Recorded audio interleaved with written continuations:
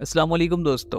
जैसे कि आप जानते हैं कि सुप्रीम कोर्ट से काजी फायज ईसा के फैसले के बाद पीटीआई से बल्ले का इंतखाबी निशान वापस ले लिया गया है, जो कि मैच फिक्सिंग और पॉलिटिकल विक्टिमाइजेशन का मुंह बोलता सबूत है। इसका एतराफ ना सिर्फ हम करते हैं बल्कि पाकिस्तान के सीनियर जर्नलिस्ट के साथ साथ आलमी मीडिया भी इसकी हर्जासराई कर रहा है। तो आज की इस वीडियो में हम आपको बताएंगे कि पाकिस्तान के सीनियर जर्नलिस्ट का इस फैसले और खास तौर पर काजी फायज ईसा के बारे में क्या कहना है। कराची में शेर अब्दुल मरवत के जलसे में क्या नारे लगे, इलेक्शन मुलतवी करने की दरख्वास्त किसने दायर की, पीटीआई के उम्मीदवारों को ये अजीबोगरीब निशानात क्यों दिए गए। तो वीडियो स्टार्ट करने से पहले आपसे रिक्वेस्ट है कि हमारे चैनल को सब्सक्राइब करें ताकि हम जल्द से जल्द अपने 1000 सब्सक्राइबर्स का टारगेट अचीव कर सकें।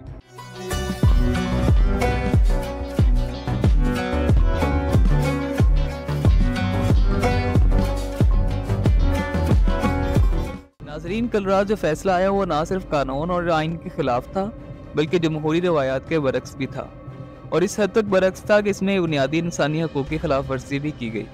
आईने पाकिस्तान अपने शहरियों को यह हक देता है कि वह आज़ादाना तरीके से अपने पसंद के मुताबिक किसी भी सियासी जमात के साथ एफिलिएट कर सकें, अपनी पसंद की सियासी जमात ज्वाइन कर सकें और अपने पसंद के उम्मीदवारों को मुंतखब कर सकें। लेकिन सुप्रीम कोर्ट ने जो कल रात फैसला सुनाया, जो कि काजी फायज ईसा ने तहरीर फरमाया था, इस फैसले के बाद पाकिस्तान की करोड़ों अवाम के बुनियादी हकूक़ सलब कर लिए गए और इनको पामाल कर दिया गया। और ये सब कुछ एक सियासी जमात और एक सियासी रहनुमा और लाडला कंपनी के लिए किया जा रहा है, जिसके बारे में 100% यकीन है कि वो पाकिस्तानी अदारे, खा वो सिविल हो या मिलिट्री, वो इन्हें कामयाब नहीं हो कर सकता और ना वो जीत सकता है। इसलिए इनको जितवाने के लिए, इनको कामयाब करवाने के लिए ये सारे का सारा एक ढोंग रचाया गया है।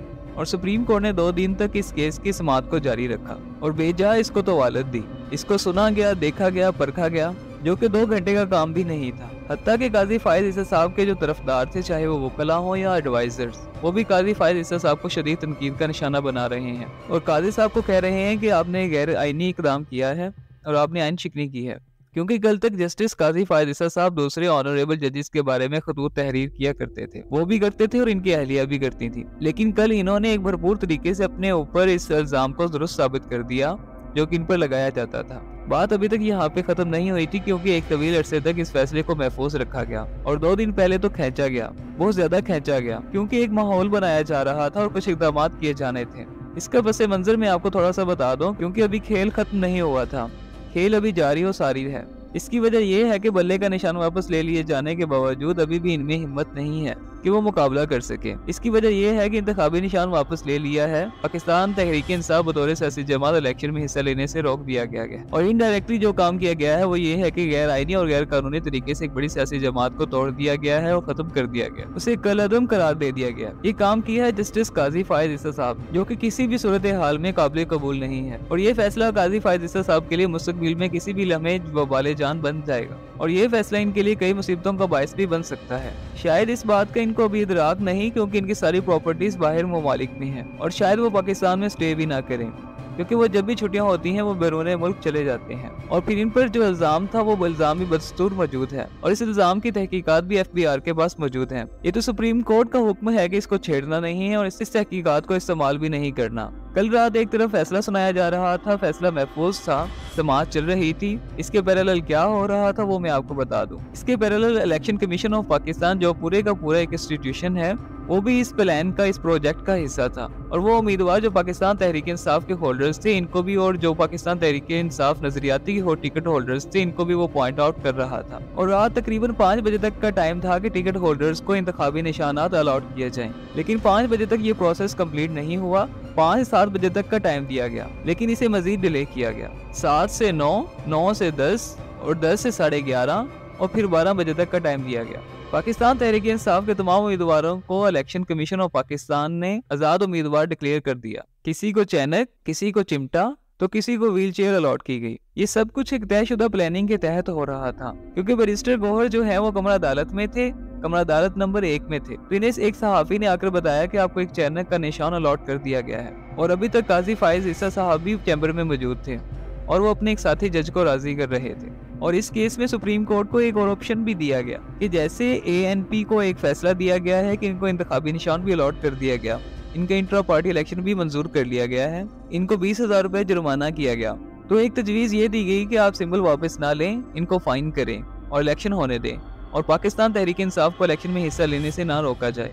लेकिन इस पर बात नहीं बनी और काजी फायद ईसा साहब इस प्रोजेक्ट का बिलाखिर हिस्सा करार पाए, जिसे मुबैना तौर पर इमरान खान एक तवील अरसे से इल्जाम लगा रहे थे। सिर्फ इमरान खान नहीं, पाकिस्तान तहरीक इंसाफ के दीगर रहनुमा और वकला भी इसका अलियुल ऐलान कर रहे थे कि ये सब कुछ लंदन प्लान का हिस्सा है। इलेक्शन कमीशन ने 5 मरतबा कल इंतखाबी निशान अलॉट करने का वक्त बढ़ाया और ये 5 बजे से स्टार्ट हुआ, फिर 7 बजे, फिर 9 बजे, फिर 10:30 बजे, फिर 11 बजे और फिर 11:30 बजे तक गया। और इधर से सुप्रीम कोर्ट का फैसला है और उधर से पाकिस्तान तहरीक इंसाफ के तमाम उम्मीदवारों को आजाद डिक्लेयर कर दिया। इलेक्शन कमीशन ने खुद फैसला आने से पहले ये इसलिए किया जा रहा था कि इनको शायद हल्की सी थी कि शायद ये बात ना बने, लेकिन जिस जोश और जज्बे से काजी साहब ने फैसला सुनाया, फैसला तो नहीं कहना चाहिए, वो एक खबर सुनाई जैसे एक रिपोर्टर की खबर होती है। वो खबर जब सुनाई तो इसके बाद सबको पता चला कि नहीं, काजी साहब तो हमसे भी, हमारे तसव्वुर से भी आगे हैं, वो बड़े मुती और फरमा बरदार हैं। तो बहरहाल ये सब कुछ हुआ। अब आते हैं अगले मरहले की तरफ। इसके बावजूद के पाकिस्तान तहरीक इंसाफ के तमाम उम्मीदवार आजाद उम्मीदवार डिक्लेयर कर दिए गए,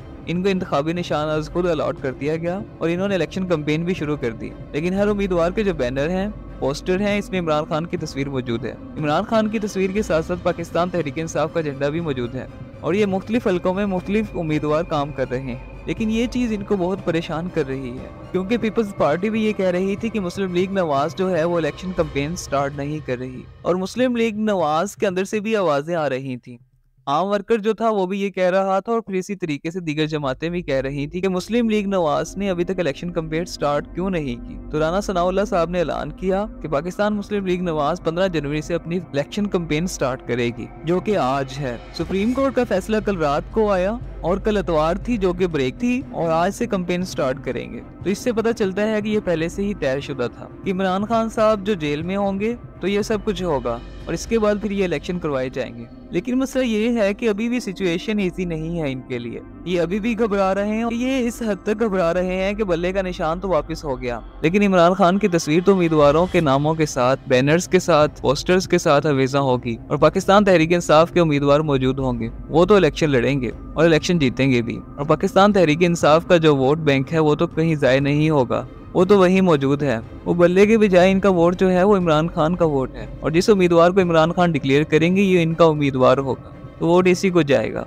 तो अभी भी इस वक्त तक यही सूरत हाल है। ये बिल्कुल भी इजी फील नहीं कर रहे, बल्कि इनके लिए परेशानी ही परेशानी है, और इसीलिए अभी तक इलेक्शन मुलतवी करने की कोशिशें जारी और सारी हैं। सूरत हाल इनके कंट्रोल में होगी, इसलिए सेनेट में अब तक 3 करारदादें जमा करवाई जा चुकी हैं। इलेक्शन जो है वो मुलतवी कर दिया जाए, और एक जो लेटेस्ट आई है वो है सेनेटर हलालुर रहमान की तरफ से। सेनेटर हलालुर रहमान फाटा से आजाद सेनेटर हैं और इन्होंने एक करारदाद जमा करवाई है, और इस करारदाद में कहा गया है कि शदीद सर्दी और बर्फबारी खैबर पख्तूनख्वा में शहरियों को साजगार माहौल में वोट डालने से रोक रही है। उम्मीदवारों को इलेक्शन मुहिम चलाने में बेशुमार चैलेंजेस का सामना है। सेनेट सेक्रेटेरिएट में जमा करवाई जाने वाली यह करारदाद में कहा गया है कि खैबर पख्तूनख्वा में सिक्योरिटी खदशात के बायस उम्मीदवारों को दहशतगर्दी के हमलों का खदशा है, और सूबे के वोटर्स और उम्मीदवारों में एहसास से महरूमी है, और ये इलेक्शन मौजूद तारीख तक मुलतवी कर दिए जाएं।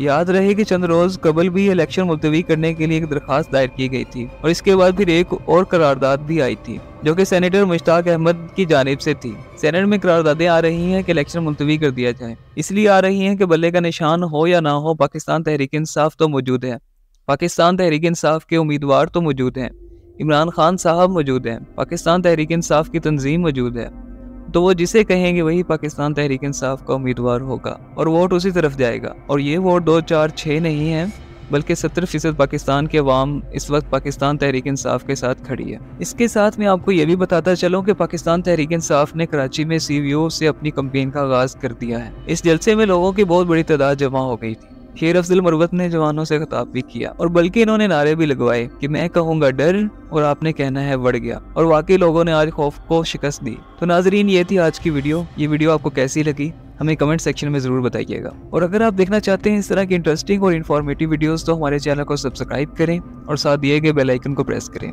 ताकि हमारी वीडियोस को नोटिफिकेशन सबसे पहले आपको मिले। So till then keep growing, keep learning. मिलते हैं अगली वीडियो में, तब तक ढेर सारी दुआओं के साथ। अल्लाह हाफिज।